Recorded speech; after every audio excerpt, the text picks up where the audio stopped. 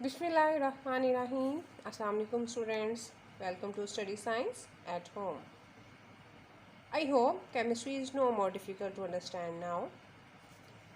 Today we will understand equilibrium constant, the importance of equilibrium constant for predicting the direction of a reaction. हम equilibrium constant की definition, किसी भी reaction के लिए equilibrium constant expression और unit detail understand कर चुके हैं।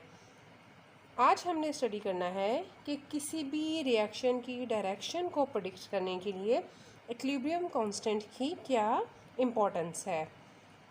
हम किसी भी रिएक्शन की डायरेक्शन प्रेडिक्ट कर सकते हैं जब हम इक्विलिब्रियम एक्सप्रेशन में रिएक्टेंट्स और प्रोडक्ट्स की कंसंट्रेशन इंसर्ट करें किसी पार्टिकुलर मोमेंट पे।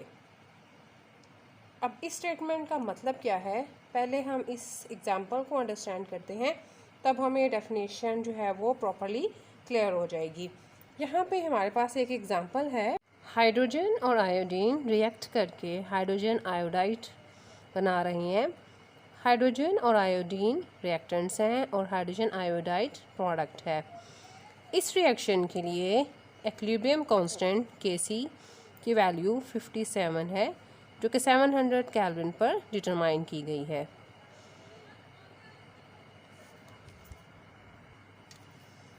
अब हम किसी भी पर्टिकुलर मोमेंट पे किसी भी रिएक्शन की डायरेक्शन प्रेडिक्ट करना चाहते हैं, तो उसके लिए हम क्या करेंगे, हम ये जानना चाहते हैं कि क्या रिएक्शन की डायरेक्शन फॉरवर्ड है, रिवर्स है या इक्विलिब्रियम अटेन हो चुका है। तो उसके लिए क्या करेंगे, एक रिएक्शन स्टार्ट हुआ, उस रिएक्शन मिक्सचर से हम एक सैंपल विथड्रॉ करेंगे और रिएक्टेंट्स जैसे यहाँ पे हाइड्रोजन है, आयोडीन है और जो प्रोडक्ट है हाइड्रोजन आयोडाइड, इनकी कंसंट्रेशन जो है वो डिटरमाइन करेंगे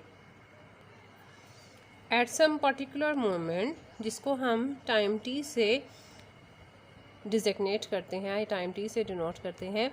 किसी भी पर्टिकुलर मोमेंट पर हमने जो सैंपल विथड्रॉ किया उसमें हाइड्रोजन की मोलर कंसंट्रेशन थी 0.01 मोल पर डेसीमीटर क्यूब, आयोडीन की मोलर कंसंट्रेशन थी 0.2 मोल पर डेसीमीटर क्यूब और हाइड्रोजन आयोडाइड की मोलर कंसंट्रेशन थी 0.4 मोल्स पर डेसीमीटर क्यूब।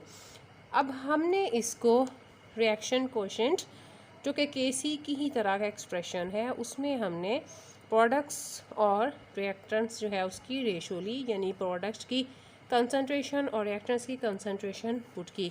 यहाँ हम Kc इसलिए नहीं लिख रहे हैं क्योंकि हम किसी पर्टिकुलर मोमेंट पर वैल्यू डिटरमाइन कर रहे हैं। Kc एक इक्विलिब्रियम कांस्टेंट है, यानी कि जब इक्विलिब्रियम अटेन हो चुका होता है तब हम यहाँ पे Kc लिखते हैं।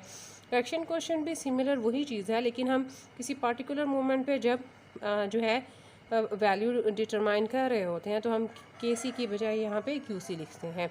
यहाँ पे टाइम t जो है वो यही इंडिकेट कर रहा है कि किसी पर्टिकुलर मोमेंट पर जब रिएक्शन स्टार्ट हुआ तो थोड़ी देर के बाद हमने इनकी जो कंसंट्रेशंस हैं वो सैंपल विड्रॉ किया और डिटरमाइन की और फिर इस जो है कांस्टेंट एक्सप्रेशन में उसको पुट किया। जब हमने वैल्यूज़ यहाँ पे पुट की, किस तरह से वैल्यूज़ पुट करते हैं ये हमें बहुत अच्छी तरह से आइडिया है कि प्रोडक्ट्स ऊपर लिखते हैं और रिएक्टेंट्स जो है वो नीचे लिखते हैं, और जो भी नंबर ऑफ़ मोल्स होते हैं उसको हम पावर या कोफिशिएंट की फॉर्म में स्क्वायर ब्रैकेट्स के ऊपर लिख देते हैं। यहाँ पे हाइड्रोजन आयोडाइड के साथ 2 है, नंबर ऑफ़ मोल वो यहाँ हम इंडिकेट कर देंगे, और यहाँ पर जो है दोनों के नंबर ऑफ़ मोल्स 1 है, हाइड्रोजन और आयोडीन के, तो यहाँ हम स्क्वायर ब्रैकेट्स के ऊपर कुछ नहीं लिखेंगे। जब हम इसको सोल्व करेंगे तो हमारे पास वैल्यू आएगी 8। अब इस 8 जो वैल्यू है, 8 नंबर है, इसको हम कंपेयर करेंगे Kc की इस वैल्यू के साथ। अब यहाँ पर H की वैल्यू 57 से स्मॉलर है। ये स्मॉलर वैल्यू क्या इंडिकेट करेगी, यहाँ पे देखें रिएक्शन कोशेंट या इक्विलिब्रियम कांस्टेंट जो है वो डायरेक्टली प्रोपोर्शनल है, यानी वो डायरेक्टली जो है वो रिलेट करता है प्रोडक्ट्स के साथ। अगर Kc के वैल्यू ज़्यादा है तो मीन के प्रोडक्ट्स ज़्यादा है यहाँ पर, तो यहाँ पर क्या है कि यहाँ पे Qc की वैल्यू 8 है, दैट इंडिकेट कि प्रोडक्ट्स की कंसंट्रेशन या वैल्यू जो है जो इक्विलिब्रियम स्टेट पे होनी चाहिए थी वो कम है। तो इस रिएक्शन की डायरेक्शन क्या होनी चाहिए, इसको भी फॉरवर्ड मूव करना चाहिए ताकि इक्विलिब्रियम अटेन हो सके। और QC की वैल्यू क्योंकि 8 है जो कि KC से कम है, तो यहाँ से हम थोड़ा सा आइडिया ले सकते हैं कि किसी भी डायरेक्शन की जो रिएक्शन है उसकी डायरेक्शन क्या होगी। तो अब जो है वो हम डेफिनेशन को दोबारा से एक दफ़ा से जो है वो अंडरस्टैंड कर लेते हैं कि हम इक्विलिब्रियम कांस्टेंट की मदद से किसी भी रिएक्शन की डायरेक्शन को किस तरह से प्रेडिक्ट कर सकते हैं bye inserting the concentration of reactants and products. क्या किया, इक्विलिब्रियम एक्सप्रेशन में, ये एक इक्विलिब्रियम एक्सप्रेशन है जिसमें हमने रिएक्टेंट्स और प्रोडक्ट्स की कंसंट्रेशन को पुट किया है सम पर्टिकुलर मोमेंट जिसको हम टाइम t से यहाँ शो कर रहे हैं। तो हम इसको जो है वो सॉल्व करने के बाद यहाँ से प्रिडिक्ट कर सकते हैं कि क्या ये रिएक्शन फॉरवर्ड है, रिवर्स है या इक्विलिब्रियम अटेन हो चुका है। तो इस एग्जांपल से हमने देखा कि प्रोडक्ट की अभी क्वांटिटी बहुत कम है तो रिएक्शन अभी फॉरवर्ड डायरेक्शन में प्रोसीड करेगा। अब हम एक ओवरव्यू ले लेते हैं कि किस तरह से QC और KC की वैल्यू को कंपेयर करते हुए हम किसी भी रिएक्शन की डायरेक्शन को प्रिडिक्ट कर सकते हैं। अगर QC की वैल्यू स्मॉलर हो KC से, जैसे कि अभी हमने एग्जांपल में अंडरस्टैंड किया, तो क्या होगा, रिएक्शन फॉरवर्ड डायरेक्शन में जाएगा क्योंकि प्रोडक्ट्स की क्वांटिटी अभी बहुत कम है और रिएक्टेंट्स प्रेजेंट है। तो QC की वैल्यू जब स्मॉलर होगी KC से तो रिएक्शन की डायरेक्शन फॉरवर्ड होगी। लेकिन अगर QC की वैल्यू लार्जर होगी KC से तो रिएक्शन रिवर्स डायरेक्शन में जाएगा, यानी कि जो प्रोडक्ट्स हैं उनकी काफ़ी अमाउंट बन चुकी है तो अब रिएक्शन को रिवर्स डायरेक्शन में प्रोसीड करना चाहिए। और अगर QC और KC दोनों की वैल्यूज़ जब हमने सैम्पल विड्रॉ किया तो दोनों को जब हमने एक्सप्रेशन में पुट करके कंपेयर किया इनकी वैल्यूज़ को, अगर दोनों की वैल्यूज़ सेम है तो दैट्स मीन कि इक्विलिब्रियम स्टेट अटेन हो चुकी है। ये तीनों जो है कंपैरिजन ये हमें इंडिकेट करेंगे कि आया रिएक्शन फॉरवर्ड डायरेक्शन में जाएगा, रिवर्स डायरेक्शन में जाएगा या इक्विलिब्रियम स्टेट अटेन हो चुकी है।